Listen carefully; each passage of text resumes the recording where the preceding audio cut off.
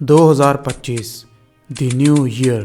But USA के लिए ये बिल्कुल भी हैप्पी बिगिनिंग नहीं थी, क्योंकि यूएसए की third richest city the Los Angeles 8 जनवरी से आग में सुलग रही है। लॉस एंजलिस, जिसे शॉर्ट में एलए भी बोला जाता है और जिसकी प्राइवेट वेल्थ थी 1.5 ट्रिलियन डॉलर्स है, वो करंटली 100 बिलियन से भी ज्यादा का नुकसान भुगत रही है। So what exactly happened here, चलिए पता लगाते हैं। इस भयंकर आग की शुरुआत होती है जनवरी 8 सुबह 11:30 बजे के अराउंड सैन फर्नांडो वैली से, और इस आग पे काबू पाने की बहुत कोशिश करी जाती है, लेकिन सभी कोशिशें नाकाम रहती है और आखिरकार रात 8:30 बजे तक आग काबू से बाहर हो जाती है एंड लोगों के घर तक पहुंच जाती है। सो गवर्नमेंट को सभी लोगों को वहां से इवैक्यूएट करना पड़ता है और कुछ ही घंटों में ये आग अपने आसपास वाले सभी इलाकों को अपनी चपेट में ले लेती है और तेज हवा होने के कारण ये आग बहुत ही ज्यादा तेजी से फैलती है। पर हैरानी की बात यह है कि ये आग एक जगह पर नहीं बल्कि अलग अलग जगह पर लगी थी, जो कि एक दूसरे से काफी दूर थे। पैलिसेड्स, केनेथ, ईटन, हर्स्ट और इसके अलावा लिडियम में भी आग लगी थी। पैलिसेड्स में ये आग 17,000 एकड़ एरिया को बर्न कर चुकी है। केनेथ में ये 50 एकड़ एरिया को बर्न कर चुकी है। ईटन में ये 14,000 एकड़ एरिया को बर्न कर चुकी है।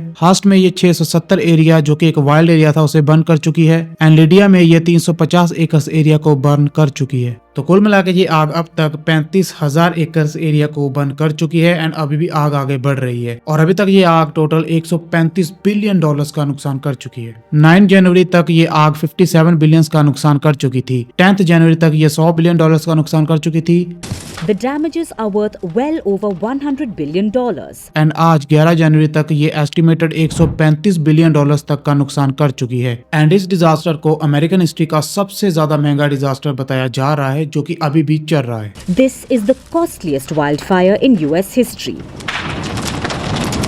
इस आग में बहुत सारे सेलिब्रिटीज के मिलियंस ऑफ डॉलर्स के घर जल चुके हैं, including Mel Gibson, Adam bro, Paris Hilton and many more. एक घर तो ऐसा था जिसे 35 मिलियन डॉलर्स पे बेचने के लिए पब्लिश किया गया था ऑनलाइन, बट वो अभी जलकर राख हो चुका है। और कुछ ऐसे इलाके भी है यहाँ पर जहाँ पर आग पे काबू पा लिया गया है, जैसे वुडली एंड हॉलीवुड हिल। और अगर कैजुअलिटीज की बात करें तो 10 जनवरी के डाटा के अकॉर्डिंग 10 लोगों की मौत हो चुकी है, 10,000 से ज्यादा बिल्डिंग्स डिस्ट्रॉय हो चुकी हैं और 60,000 से ज्यादा बिल्डिंग्स अभी भी रिस्क लिस्ट में है। 1,80,000 लोगों को इवैक्यूएट कर लिया गया है। 2 लाख लोगों को इलाका खाली करने के लिए बोल दिया गया है और 8,000 से भी ज्यादा फायर फाइटर्स इस आग के साथ लड़ रहे हैं इसे बुझाने के लिए, बट अभी तक लोकल अथॉरिटीज इसके लिए फेर रही हैं। और हैरानी की बात यह है कि ऐसे भयानक हालातों में भी कुछ लोग इन जले हुए घरों में घुसकर सामान को लूट रहे हैं एंड ऐसे 20 लोगों को पुलिस ने गिरफ्तार करा है एंड उन्होंने बोला कि वो इनके ऊपर सख्त से सख्त कार्रवाई करेंगे। If anybody is involved in looting or any property damage, that he is ready to prosecute to the full extent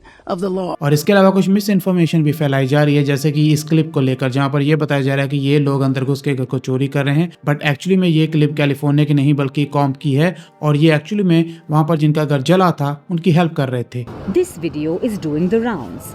It shows a group of men taking goods from a home.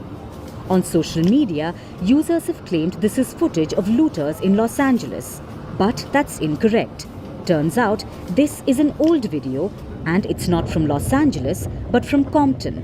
And these men are not looting this home, they were helping the homeowner move. So ऐसी miss information ऐसे हालातों में फैलाना एक social media के लिए तो common सी चीज है। ये है आग से पहले का व्यू और ये रहा आग के बाद का व्यू। आप देख सकते हैं कि कितने ज्यादा बड़े एरिया में आग फैल चुकी है। अभी इस आग के पीछे लगने के लिए अलग अलग रीजन बताए जा रहे हैं, जैसे कि जलवायु परिवर्तन या फिर एक ड्राई वेदर, लेकिन अभी कोई भी कंफर्मेशन नहीं है। लेकिन एक ऐसा रीजन है जिसे इसके लिए साइंटिफिकली जिम्मेदार माना जा रहा है, जिसे सांता एना वाइंड्स बोला जाता है। ये वाइंड 100 किलोमीटर प्रति घंटा से ज्यादा रफ्तार से जमीन से समंदर की ओर पूरब और उत्तर पूर्व की ओर वैली से होती हुई बहती है। ये हवाएं सितंबर के एंड से लेकर मई महीने तक बहती हैं एंड इसी टाइम पीरियड के बीच ये टोटल 10 बार बहती है और इसकी मिनिमम स्पीड भी 60 किलोमीटर प्रति घंटा की रफ्तार की होती है। थोड़ा डिटेल से समझते हैं। लॉस एंजलिस के पीछे पड़ता है नवाडा एंड एरिजोना, जो कि एक डेजर्ट एरिया है जहाँ से बहुत ज्यादा गर्म हवाएं लॉस एंजलिस की ओर बहती हैं और ये हवाएं बहुत ज्यादा हाई प्रेशर वाली होती हैं एंड ये डेजर्ट से गुजरते हुए जब माउंटेन्स की ओर आती हैं तो ये ठंडी हवा के साथ मिलकर और भी ज्यादा तेज हो जाती हैं। ये हवाएं बहुत ही ज़्यादा ड्राई होती हैं